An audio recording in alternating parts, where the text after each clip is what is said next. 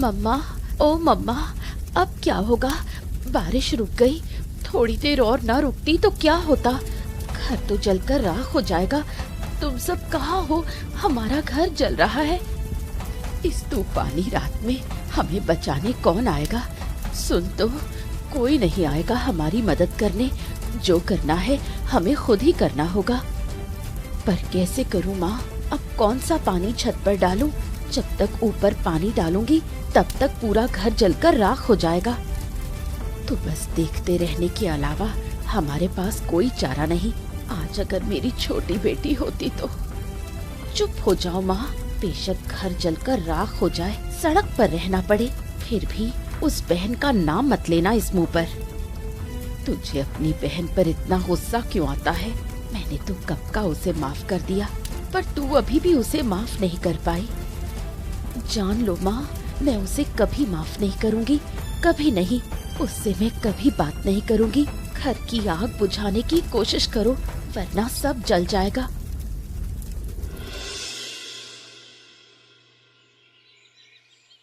भयंकर आंधियों से नदी के दोनों किनारों के गांव में बहुत क्षति हुई। किसी किसी का घर गया, किसी की फसल, किसी का काम। इनमें से कामिनी के पति अरुण भी अपना काम खो चुके हैं। अब मैं करूं तो करूं क्या, तुम बताओ। नदी का पुल टूट गया है, अब मैं उस गांव में कैसे जाऊंगा? काम कैसे करूंगा? इस गांव में काम मिलना कहीं कोई काम नहीं मिलने वाला। और बारिश तो लगातार हो रही है, बारिश थमने का नाम ही नहीं ले रही। थोड़ा सा काम था वो भी नहीं कर पा रहे। अब लगता है बारिश भी कोई श्राप बनकर आई है। क्या कहूँ, ये कोई श्राप वाप जैसी कोई चीज नहीं होती है। सब कुछ आशीर्वाद होता है, सब फालतू की बात है। किस बात का आशीर्वाद? धूप कैसे आशीर्वाद हो सकती है? धूप में लोगों को कितना कष्ट होता है तुम जानते नहीं? लोग तड़पते हैं कि थोड़ी सी बूंद पानी मिले। ए कामिनी, ऐसा है देखो, अब मेरे साथ ना ये तुम धूप बारिश को लेकर झगड़ा मत करो। मेरा अभी ऐसा दिमाग बहुत तेज खराब है। एक तो मुझे काम नहीं मिल रहा है, ऊपर से तुम मेरे सर पे सवार हो। ये नहीं तो वो, नहीं तो ये नहीं तो वो। तुम हमेशा ही मुझसे ऐसे ही बोलते हो। मैं तुमसे बात न करूं तो किससे बात करूं? क्या मैं दूसरे घर के किसी और आदमी के पास जाकर बात करूं? ए भगवान, गलती मेरी ही थी जो मैंने तुमसे बात की। जब बात ही न होती तो शायद ज्यादा अच्छा रहता। अब दिमाग खराब करके रख दिया। अब फिर से तुम्हारा वैसा व्यवहार शुरू हो गया। अगर मुझे पहले पता होता कि तुम मेरे साथ ऐसे व्यवहार करोगे तो मैं कभी तुमसे शादी नहीं करती। हाँ, तो बहुत अच्छा होता जो तुमने मुझसे शादी नहीं की होती। और मैंने भी तुमसे कोई जबरदस्ती नहीं की थी। तुम्हारे पीछे पीले चावल लेकर नहीं घूम रहा था कि मुझसे ही शादी करो, मुझसे ही शादी करो, मुझसे ही शादी करो। अब लगता है मैंने सच में गलती की। ये करना मेरी सबसे बड़ी भूल थी। अरे तुमने अपनी स्वेच्छा से, अपनी मर्जी से अपनी माँ और बहन को छोड़कर मेरे पास आई हो। क्या कहूँ, अब तो लगता है कि शायद मुझसे ही गलती हो गई कि मैंने अपने माता पिता को छोड़कर ये तेरे साथ आकर रहने का निर्णय लिया। सबसे अच्छा अपना परिवार, और कोई दूसरा सब बेकार। सही कहते थे लोग बाग। पता नहीं क्या जरूरत थी, मेरी मति मारी गई थी। बस मैं तुमको प्यार करता था और यही मेरी सबसे बड़ी गलती थी। और तुम मुझ पर इतनी शिकायत करती हो, इतनी शिकायत करती हो, मेरी स्थिति को समझने की कोशिश ही नहीं करती हो। हाँ नहीं तो। ठीक है, जाओ। मेरी ही गलती थी। अब और तर्क मत करो, जाओ। देखो शायद तो एक काम ही मिल जाए। घर बाहर खोने के बाद शिवानी और उसकी माँ बहुत दुख में पड़ जाती हैं। घर में कोई कमाने वाला पुरुष न होने के कारण शिवानी और उसकी माँ को बहुत तकलीफें झेलनी पड़ती हैं। कितना बड़ा विनाश हो गया प्रभु। अब मैं कहाँ जाऊँ? इस लड़की के साथ अब सड़क पर भटकना पड़ेगा क्या? ओ माँ, कब से तुम ऐसे ही कर रही हो? रो रो कर क्या घर वापस आएगा? सड़कों पर क्यों भटकना पड़ेगा? हमारे पास अपनी जमीन है ना, हम अपनी जमीन पर फिर से घर बना लेंगे। घर बस कहने से नहीं बनता, घर बनाने के लिए पैसे चाहिए होते हैं। पैसे कहाँ से लाऊं ये बताओ। पैसे बाद में सोचेंगे। अब अगर तुम रोती चिल्लाती रहोगी तो क्या पैसे उड़कर तुम्हारे पास आ जाएंगे? अच्छा ये बता, तू ऐसी क्यों हो गई है? पहले तो तू ऐसी नहीं थी। तू और तेरी बहन मिलकर घर को कितने सुंदर तरीके से रखती थी। दोनों मिलकर घर की सजावट का ख्याल करती थी, और अब तो तेरे साथ कोई बात ही नहीं की जा सकती। फिर से तुम उसकी बात कर रही हो। मैंने कहा था ना, उसके बारे में बात मत करो। इस घर में मैं उसका जिक्र बर्दाश्त नहीं कर सकती। ठीक है, मैं कुछ नहीं कहूँगी। मुझे माफ कर, अब जो करना है कर। देखते हैं क्या किया जा सकता है। साहूकार के पास जाकर कुछ कर्जा ले आएंगे, फिर किसी तरह घर बना लेंगे। धीरे धीरे महाजन का पैसा चुका देंगे। महाजन इतनी आसानी से पैसा देगा ऐसा मुझे नहीं लगता। हम महाजन से पैसा नहीं मांगेंगे, जरूरत पड़ी तो जमीन गिरवी रख देंगे, फिर पैसे लाकर घर बनवा लेंगे, फिर पैसा देकर बाद में जमीन छुड़वा लेंगे। इससे कोई परेशानी नहीं होगी। लगातार 2 दिनों की बरसात के बाद शिवानी अपनी आध्यात्मिक शक्ति का प्रयोग करके बारिश घटा देती है और गांव में धूप ला देती है, परंतु धूप के असर से खेत सूखने लगते हैं। क्या बात है, बताओ बच्चा, तुमने ऐसा क्या किया कि समस्या और बढ़ गई? सच बताऊं तो पहले जब मैं अपनी आध्यात्मिक शक्तियों का इस्तेमाल करती थी, तब मेरी बहन मेरे साथ रहती थी। मैं थोड़ी धूप और मेरी बहन थोड़ी बारिश दे देती तो स्थिति ठीक रहती। अब वैसा नहीं हो रहा। इसीलिए तो मैं तुमसे कहता हूँ, अपनी बहन के साथ मिल जाओ। लाभ हो या ना हो, मैं अपनी बहन से नहीं मिलूंगी। पुरोहित जी, आप मुझसे अनावश्यक रूप से जिद न करें। अगर आप ऐसा कहेंगे तो मेरा व्यवहार आपके साथ बदल जाएगा। मैं तुम्हें जोर नहीं दे रहा। किसी के मन के खिलाफ जाकर किसी को कुछ करने के लिए कहना उचित नहीं है। पर एक बात सोचो, पहले तुम्हारा जीवन कैसा था, अब कैसा है? इस हाल तक पहुंचने के लिए मेरी बहन ही दोषी है। अगर वो उस लड़के के साथ भागकर शादी न करती और हमारे पिता आज भी जिंदा होते तो सब कुछ अलग होता।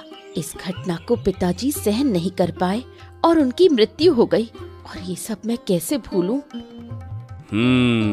मैं तुम्हारे मन की दशा समझ सकता हूँ।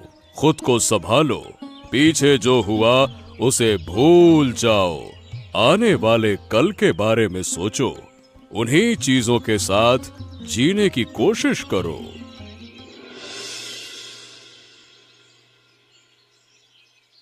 माँ, ओ माँ, तुम कैसी हो बताओ? कितने दिन हो गए तुम्हें देखे। तुम भी तो मेरे घर आ सकती थी, है ना? क्या तुम मुझे बिल्कुल भूल गई? कौन आया है माँ हमारे घर? तू यहाँ कैसे आई? क्या मैं नहीं आ सकती? क्या ये तेरे अकेले का घर है? ये मेरा भी घर है। इस घर में मेरा भी अधिकार है। नहीं, इस घर में तेरा कोई अधिकार नहीं है। जिस दिन तू ये घर छोड़कर चली गई थी, उसी दिन तू अपना अधिकार खो बैठी। पिता ने तुझे तिरस्कृत कर दिया था। ओहो, बंद करो। तुम लोगों ने क्या झगड़ा झमेला शुरू कर दिया। लड़की कितने दिनों बाद मेरे घर आई है, अब भी झगड़ा करोगी? माँ, ये मेरा घर है। इस घर में तुम्हारी छोटी बेटी का रहना स्वीकार नहीं किया जाएगा। अब तुम लोग सोचो तुम्हें क्या करना है। अगर तुम्हें अपनी बेटी का सत्कार करना है तो कहीं और जाकर करो। देखो माँ कैसे बोल रही है। ऐसी असभ्य लड़की को तुमने जन्म दिया, ये सोचकर मुझे घिन आती है। तुम्हें घिन आती है? अगर तुम्हें घृणा होती तुम उस लड़के से भागकर शादी न करती, और भागने के बाद फिर मेरे घर पर कैसे आ गई? यहाँ से निकल, कह रही हूँ ना। सुनो दीदी, जो कहना है बोलो। मेरे पति ने कुछ नहीं किया। कहूँगी, 100 बार कहूँगी। मेरे घर में आओगे तो ऐसे ही बात सुननी पड़ेगी। अगर सुनने लायक नहीं हो तो अभी मेरा घर छोड़कर निकल जाओ।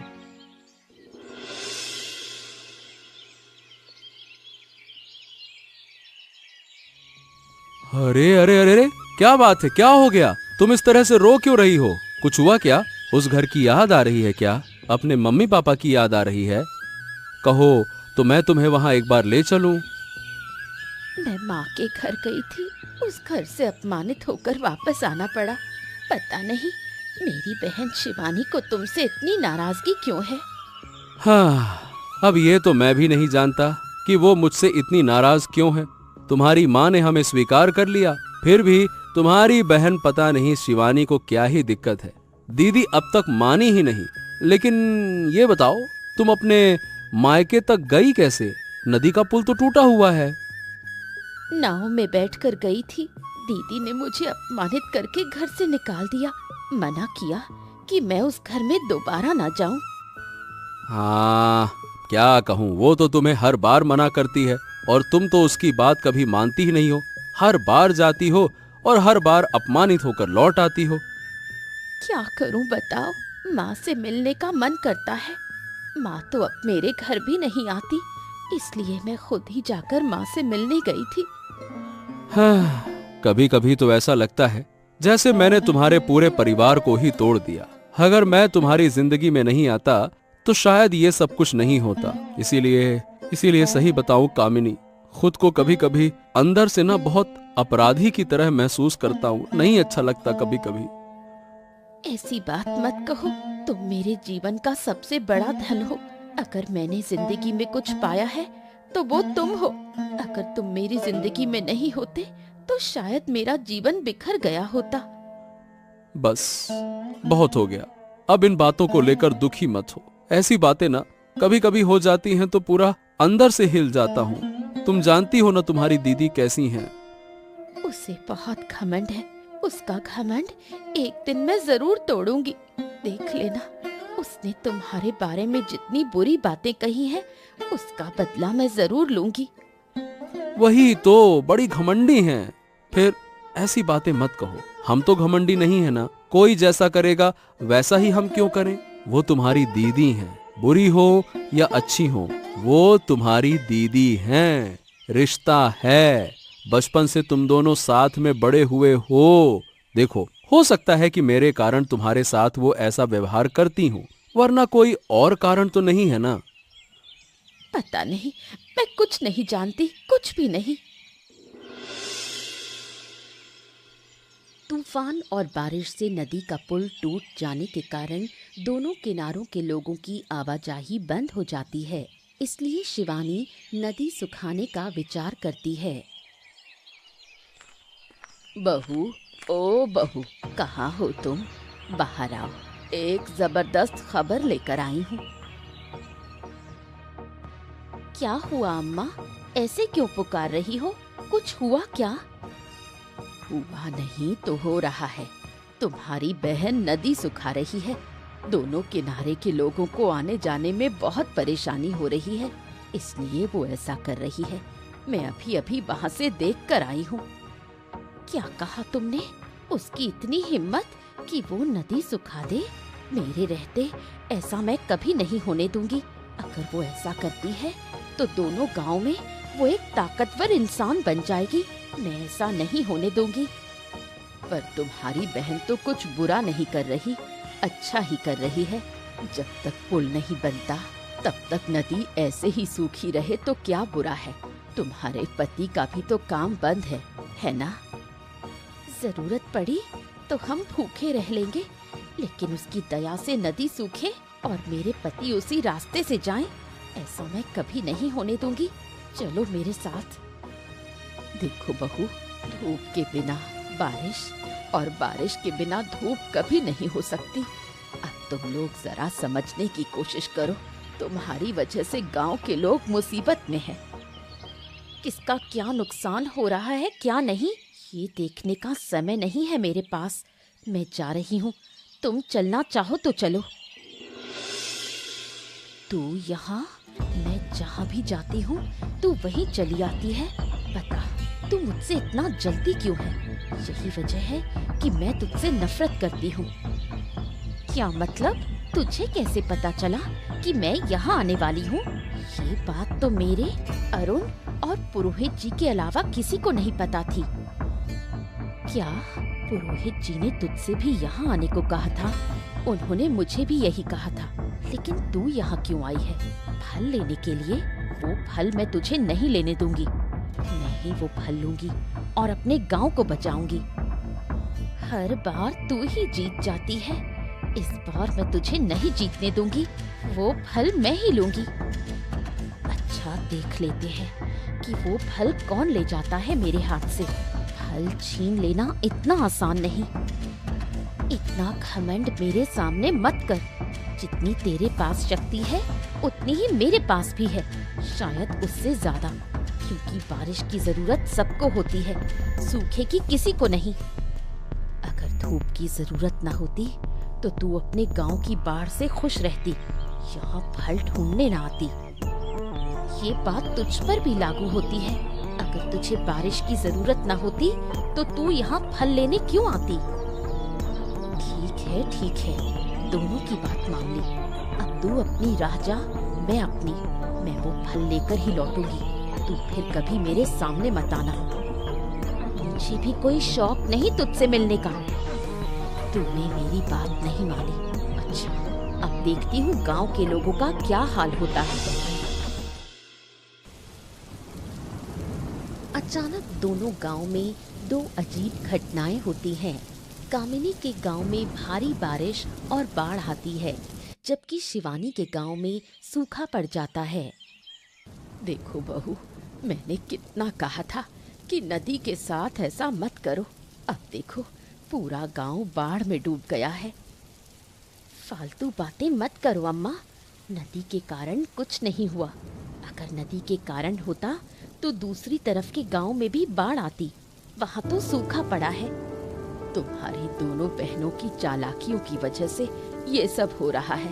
तुम दोनों झगड़ रही हो और बीच में गांव के लोग परेशान हो रहे हैं। ये कैसी बातें कर रही हो अम्मा? मैं सच कह रही हूँ। जाओ, अपनी बहन से जाकर मेल मिलाप करो, तभी दोनों गांव की मुसीबत खत्म होगी। फिर वही बात, मैंने कहा ना, मैं मर जाऊंगी लेकिन उससे सुलह नहीं करूंगी। तुम्हें नहीं पता उसने मेरे पति के बारे में कितनी बुरी बातें कही हैं। कोई औरत ऐसा अपमान नहीं सह सकती। हाँ, ये भी सच है। सिर्फ दोष तुम्हारा नहीं है, तुम्हारी बहन का भी है।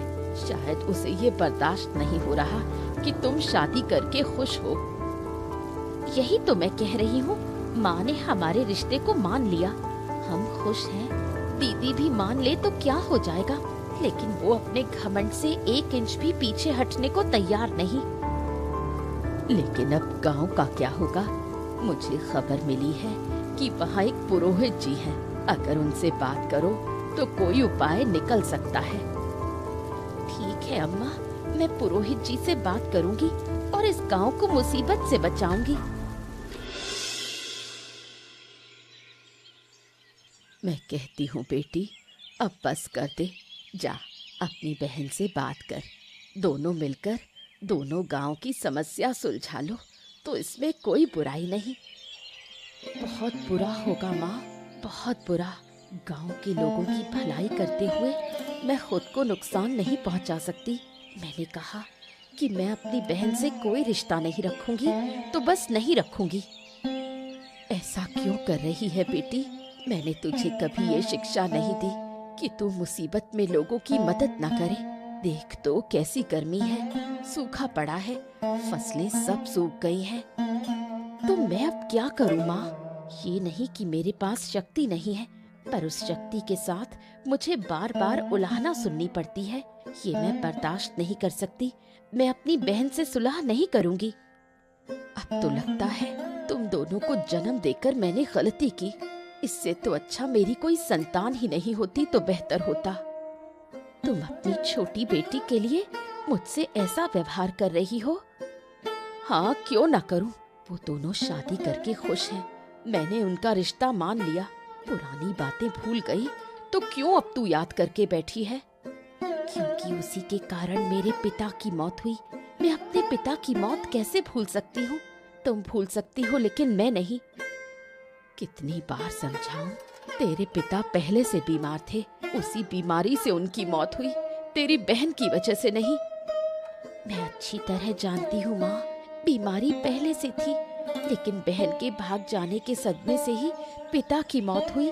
मैं इसे कभी नहीं भूलूंगी, कभी नहीं।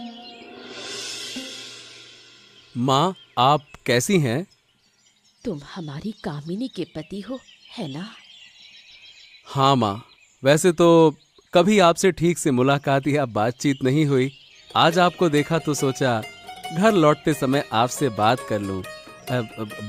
बुरा तो नहीं मानेंगी ना? अरे नहीं बेटा, बुरा क्यों मानूंगी?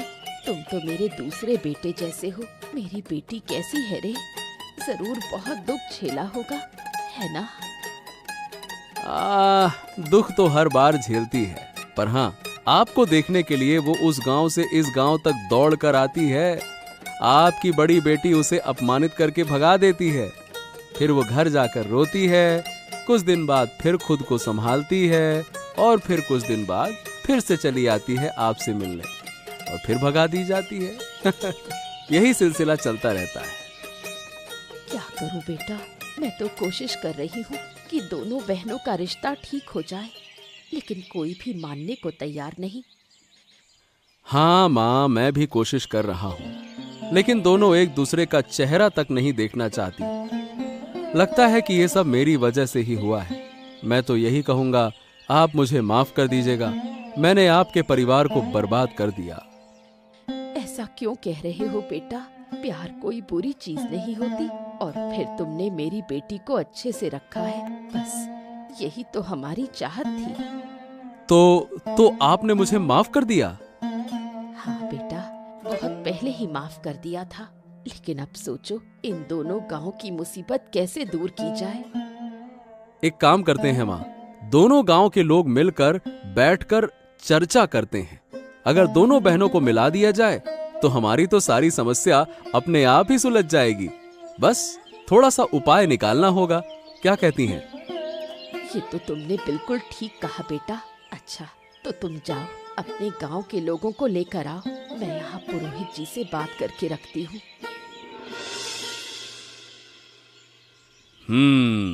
मैं जानता था कि तुम लोग अंत में मेरे पास जरूर आओगे, क्योंकि इन दोनों गांवों में जो संकट आया है वो संकट मैंने ही पैदा किया है।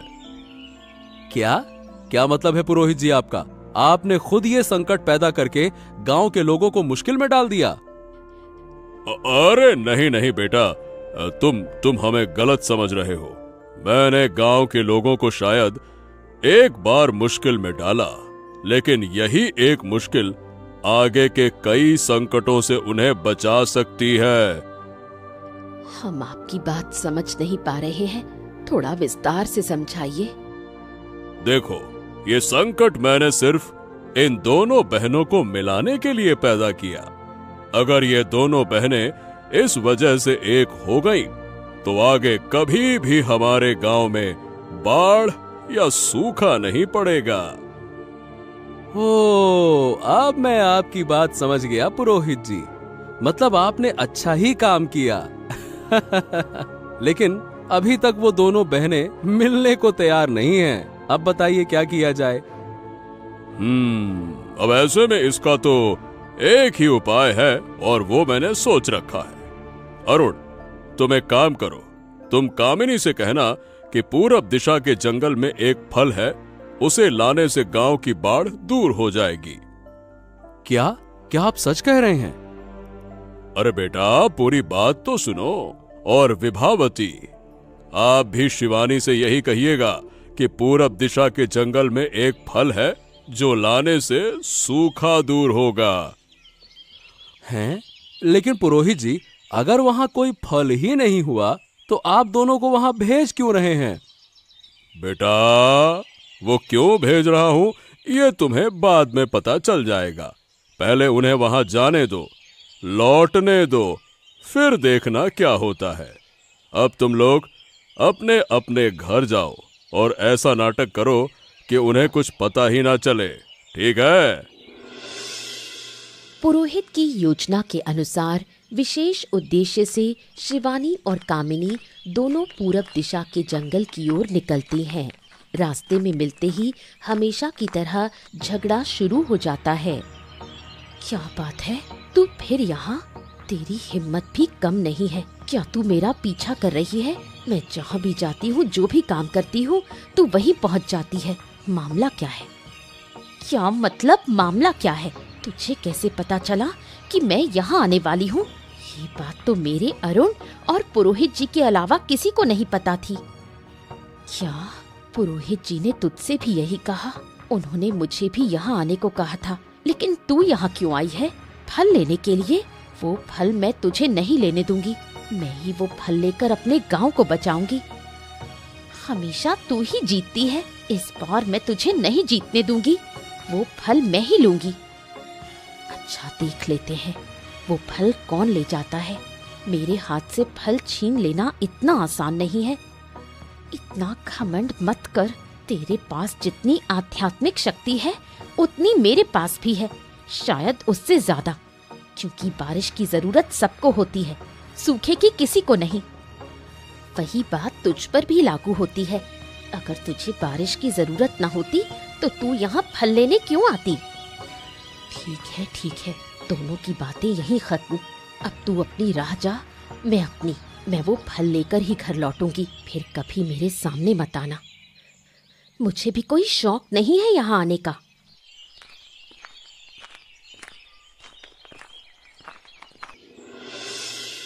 दोनों ने पूरे 2 दिन जंगल में भटक भटक कर वो फल खोजा, पर नहीं मिला। अंततः भूखी प्यासी हालत में दोनों की एक ही रास्ते पर फिर मुलाकात होती है। क्या रे, 2 दिन से ढूंढ रही थी, मिला वो फल? मुझे तो नहीं मिला। जरूर तेरे पास है, वो फल मुझे दे दे। पूरे जंगल में ढूंढा, पर वो फल मुझे भी नहीं मिला। तूने ले लिया होगा, है ना? पुरोहित जी झूठ नहीं बोल सकते। वो फल मेरे पास नहीं है, तेरे पास भी नहीं है, तो वो फल आखिर है कहाँ? शायद वो ऐसी जगह है जहाँ हम दोनों अभी तक नहीं पहुँचे। वो सब बाद में देखेंगे, पहले कुछ खा लेते हैं। 2 दिन से पेट में कुछ नहीं गया। बिल्कुल सही कहा तूने, मेरे पास कुछ फल हैं, खाएगी? बहुत भूख लगी होगी। मेरे पास भी थोड़े हैं, पर बहुत कम। मेरे पास तो काफी है। चल, दोनों साथ बैठकर खाते हैं, फिर मिलकर उस फल की खोज करते हैं।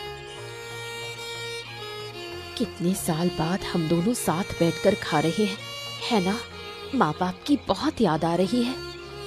मुझे भी बहुत याद आ रही है। काश फिर से सब पहले जैसा हो जाता। दीदी, मुझे माफ कर दो। शायद मेरी वजह से ही पिताजी की मौत हुई। पता नहीं, शायद वो उतने ही दिन जीने वाले थे, इसलिए चले गए। लेकिन मैं अपने मन को समझा नहीं पा रही। मत रो, खा ले दीदी। वाह, तू तो अब बड़ी हो गई है। पहले मैं ऐसे ही तुझे कहती थी, मत रो, खा ले। अब तू मुझे कह रही है। क्या करूं दीदी, हालात ने सब कुछ बदल दिया। अब समझ में आ रहा है कि पुरोहित जी ने हमें यहाँ क्यों भेजा और हम फल क्यों नहीं ढूंढ पा रहे। जरूर इसलिए कि हमारा रिश्ता फिर से ठीक हो जाए, है ना? क्या हम फिर से वैसे हो सकते हैं? बिल्कुल हो सकते हैं। सच कहूं, खून का रिश्ता कभी टूट नहीं सकता, और अगर वो रिश्ता बहनों का हो तो कभी नहीं। विश्वास कर दीदी, जब भी तुझे देखती थी खुद को रोक नहीं पाती थी। मन करता था भागकर तुझे गले लगा लूं, पर कभी हिम्मत नहीं हुई। इतना दर्द हमेशा अपने भीतर ही रखा। आखिरकार शिबानी और कामिनी दोनों समझ गईं कि वो एक दूसरे की पूरक है। बिना धूप के बारिश और बिना बारिश के धूप शुभ नहीं होती। ये क्या देख रही हूँ मैं पुरोहित जी? आपकी बुद्धि ने कमाल कर दिया। जो मैंने कभी सोचा भी नहीं था, वो आज मेरी आंखों के सामने हो रहा है। क्या ये सपना है? माँ, मैं भी वही सोच रहा हूँ। क्या मैं सही देख रहा हूँ या सपना देख रहा हूँ? क्या हुआ? तुम लोग ऐसे क्यों देख रहे हो? क्या हमें देखकर चौंक गए? चौंकूंगी नहीं तो क्या? जो कभी होना नहीं था वही हो गया। तुम दोनों इस तरह। माँ, दीदी ने मुझे माफ कर दिया है। अब मुझे भी दीदी से कोई शिकायत नहीं। हम दोनों फिर से पहले की तरह मिलजुल कर रहेंगे। आप सब हमें माफ कर दीजिए। हमारी वजह से 2 गांव को बहुत कष्ट सहना पड़ा। बिल्कुल, तुम दोनों ने बहुत सही किया। तुम्हें जो आध्यात्मिक शक्ति दी गई थी वो गांव के कल्याण के लिए थी। तुम उसी काम को आगे बढ़ाओ। मेरी जिद के कारण ही ये सब हुआ। सब लोग मुझे माफ कर दो। अब कभी ऐसा नहीं होगा। हमारे बीच की सारी गलतफहमियां खत्म हो गई हैं और अब मैंने अरुण को भी स्वीकार कर लिया है। ऐसी मजेदार कहानियां देखने के लिए हमारे चैनल को सब्सक्राइब करना मत भूलिएगा। अच्छा बताइए दोस्तों, इस कहानी में जिस जंगल का जिक्र हुआ है वो जंगल किस दिशा में था?